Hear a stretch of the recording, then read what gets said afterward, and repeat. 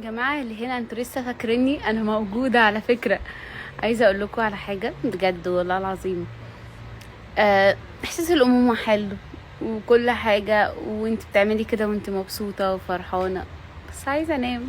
ده ما يمنعش ان انا ما بقتش عارفة اطلع اعمل ستوري، ودول بيغزوني كل شوية وماما بعملي. حلو سايبالي الايام 24 ساعة. طب والله العظيم كداب، ده هو لسه شايلها عشان الستوري اصلا يعني ده كداب.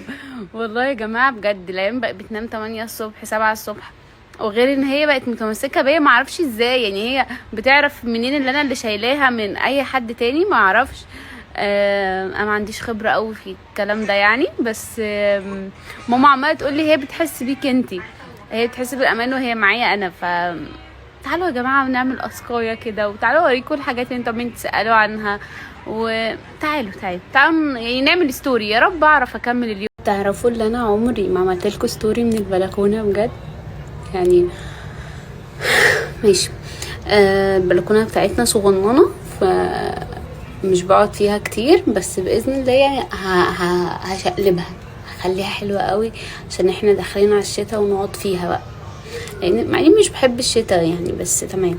فتعالوا نعمل اسقايه كده ونقعد نتكلم مع بعض ويلا بينا.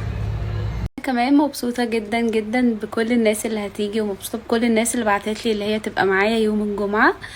اللي ما يعرفش في ايه يوم الجمعة شوفوا الستوري الجاية عشان اقول لكم في ايه يوم الجمعة، عشان انا عايزة اشوفكم كلكم. انتوا متخيلين اللي اخر اسكر رديت عليها كانت الساعة كام، ودلوقتي عشان اعرف امسك الموبايل الساعة كام؟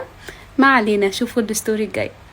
حاجة تاني بقى يا جماعة قبل الاسكو كده، انا من امبارح بالليل يعني كنت بنشر وكده، شم ريحة مش حلوة يعني، فقلت ممكن حد نشر غسيل ريحته مش حلوة اي حاجة، بس لما صحيت لقيت نفس الريحة لسه موجودة. ف هي في ريحة في الجو مش حلوة ولا انا اللي متهيألي؟ مش عارفة يعني. انا في اكتوبر، الناس اللي في اكتوبر يعني انتوا شامين نفس الريحة ولا انا بس اللي شماها ولا ايه؟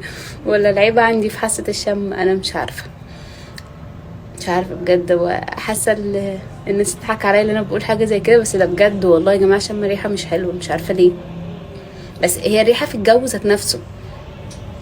انا عايزه كل بنوته بتشوف الستوري دي دلوقتي حالا تبقى معايا يوم الجمعه عشان هنتصور سوا وهنشتري حاجات سوا وهنكسب سوا، وانتي موجوده كله قدام عينك. طيب بس كده؟ لا مش بس كده. طب احنا هنيجي نعمل ايه يا نور؟ هنيجي افتتاح الفرع التاني من معرض انوار مكه للمفروشات في مدينه نصر في امام جنينه مول.